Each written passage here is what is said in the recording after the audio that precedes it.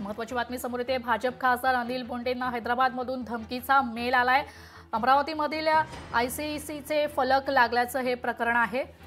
तर बॅनर विरोधात आवाज उठवल्यानंतर हा धमकीचा मेल त्यांना आलेला आहे।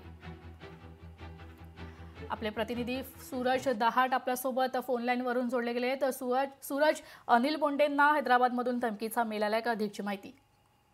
नक्कीच आपण जर पाहिलं तर अमरावती शहराच्या पंचवटी चौकामध्ये विचारा इस्लाम धर्माविषयी अशाचं बॅनर लागले असून त्यावरूनच जर पाहिलं तर या ठिकाणी भाजप नेते अनिल बोंडे यांनी त्या संपूर्ण टोल फ्री क्रमांकावर फोन सुद्धा केलेला होता आणि त्यानंतर जर पाहिलं तर अमरावती शहर पोलीस कार्यालयामध्ये जाऊन त्यांनी आंदोलन सुद्धा केलेलं होतं। किंबहुना ज्या लोकांनी बॅनर लावले त्यांच्यावर कारवाई करा असा एकूणच इशारा दिलेला होता। कारवाई न केल्यावर रस्त्यावर उतरू असा देखील इशारा देण्यात आलेला होता। त्यानंतर जर पाहिलं तर अनिल बोंडे यांना काल त्यांच्या अकाउंटवर जर पाहिलं काल रात्री उशिरा हैदराबादमधून एक ईमेल आलेला आहे। त्याच माध्यमातून जर पाहिलं तर त्यांनी तुम्ही या विषयी काहीच बोलू नका नाहीतर तुमचं आम्ही बघून घेऊन अशा प्रकारचे त्यांना धमकी देण्यात आलेली आहे।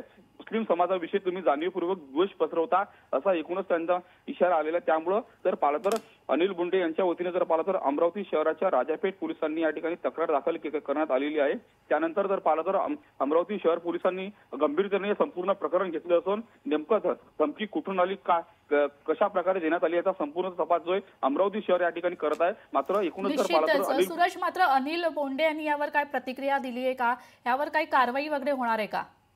नुकताच जर पाहिलं तर काही वेळापूर्वी अनिल बोंडे यांचं फोनवरून बोलणं झालं, मात्र अद्यापपर्यंत या ठिकाणी अनिल बोंडे यांनी प्रतिक्रिया अधिकृतरित्या दिलेली नाही। मात्र अनिल बोंडे दुपारनंतर माध्यमांसमोर येऊन पुन्हा एकदा प्रतिक्रिया देऊ शकतात। मात्र तुर्तास जर पाहिलं तर अमरावती शहर पोलिसांनी ज्या संपूर्ण मेलची सायबर क्राईम मार्फत या ठिकाणी चौकशी सुरू केलेली आहे आणि लवकरच आम्ही ज्यांनी कोणी धमकी दिली त्यांना तातडीने आम्ही ताब्यात घेऊ असे देखील माहिती जी अमरावती शहर पोलीस आयुक्त कार्यालयाच्या वतीने देण्यात आलेली आहे। निश्चितच धन्यवाद सूरज, तुम्ही दिलेल्या या अधिकच्या माहिती करता। शाही मराठी ऐका, पहा, जागरूक रहा।